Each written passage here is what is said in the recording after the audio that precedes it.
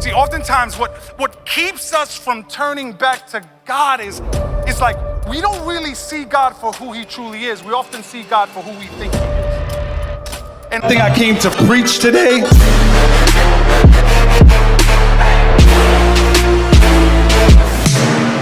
That wasn't that funny. Have you ever heard of the term, if you know better, you... I like that phrase, except that 90% of the time it's not true. How many of you know that you can know better and not do better? Come on, somebody, New Year's resolutions. I ain't judging you, but Pastor Russ said, get bigger clothes this year.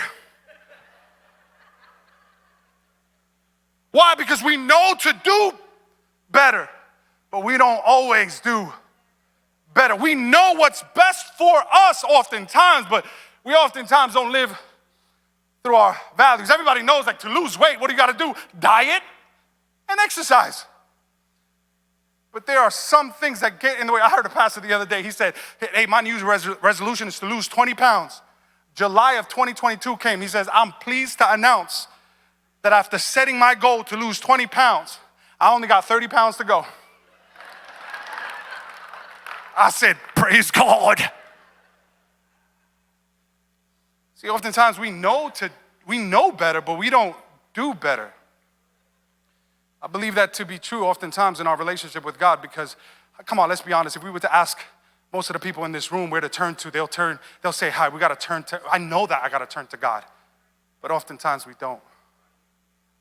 See, I know I need to turn to God for my marriage. I know I need to turn to God for my kids. I know I need to turn to God for my salvation. I know I need to turn to God for these things. But oftentimes there are things that are impeding us from turning to God.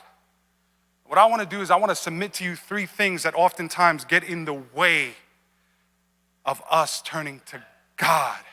And I want to say it this way, that God is ready for you to turn to him. So I want to communicate it like this. You can turn back. Here's the first one. Write this down. By the way, if you take notes, you get kudo points in heaven.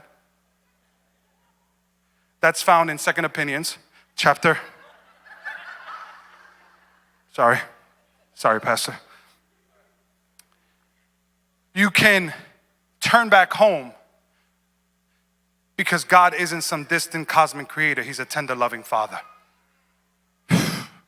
See, oftentimes what keeps us from turning to God is not because we see him for who he is.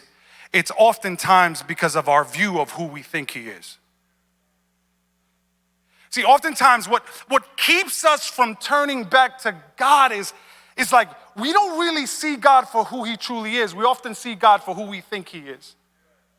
Hey, Pastor O here, and I want to hit the pause button for a moment just to let you know about how you can connect as well as partner up to support our ministry. It's only going to take 30 seconds of your time, and then you can go back to watching the rest of this video. Here's the first one. If you need prayer, give us an opportunity to pray for you by visiting prayforme.kuhau.com and submit your prayer request. Number 2, become a Patreon partner. You can become a Patreon partner for as low as $1. You can find all the details in the description, and you can find our merchandise link there as well. And here's the last one. If you are looking for a church community, visit us at kuhau.com/new. Let us know a little bit about yourself so that we can plug you into our church family. Okay, now let's get back to the video. And oftentimes the picture and the portrait that we have of God has been shaped and formed by our life experiences, by the way we were raised, and oftentimes we project that on God, and God is saying, no, I want to reveal to you who I truly am. I am a tender, loving Father, but so often even God's people are treating him like some cosmic, distant creator. See, what allowed this young man to turn back to his father is that he knew he had a loving, tender father who cared for him. See, he knew he can come back home because he didn't have a skewed perception of his father. He knew that he can come back home even after a royal mess up, even after dropping the ball, even after betraying him. He knew that he can come back home. Why? because he knew, oh my gosh, there's a father at home. I'm here in the pigsty. I'm here in the pig's pen. I'm here looking at the pig's pods, and they're looking appetizing to me. And at home, my father, I got a daddy at home. And my daddy at home, he would never let me eat like this. My daddy at home would never feed me like this. My daddy at home would never have me at the bottom of the barrel of eat. My daddy at home would, even the servants, even those that are not his children, like my daddy is taking care of them. And I could feed off what my father gives his servants. He says it this way in verse 17. He says, when he finally came to his senses, he said to himself, at home, even the hired servants have food enough to spare, and here I am dying of hunger. I will go home to my father. Someone shout, Father. You see, this story traditionally is considered the story in the parable of the prodigal son, but I want to submit to you today that I really believe that this should be called the parable of the good father. See, because I want you to remember the context. The reason that this parable is even coming to existence is because it's Jesus's point. The reason that this parable is even being communicated is because what was happening is that they were looking at all the prodigals. They were looking at all the lost ones. They were looking at those that were in the fringes. They were looking at those that were rejected. They were looking at the outcasts, and it's saying, what in the world possesses Jesus to hang out with them?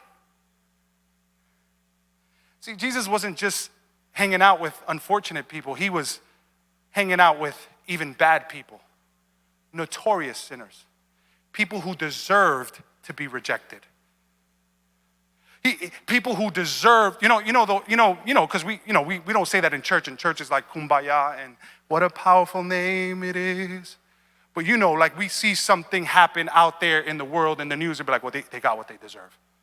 Yeah, well, listen, I'm not a bad person, but but God's logic doesn't work that way. His logic doesn't make sense.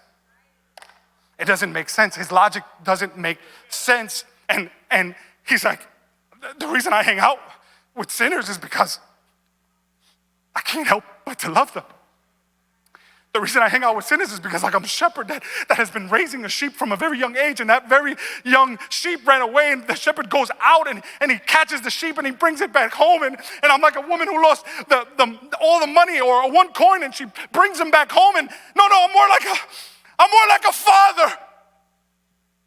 I'm like a father who's lost his precious son, who was betrayed by his son. And what you're seeing right now as I'm eating with them is a father who has just had his children come back home.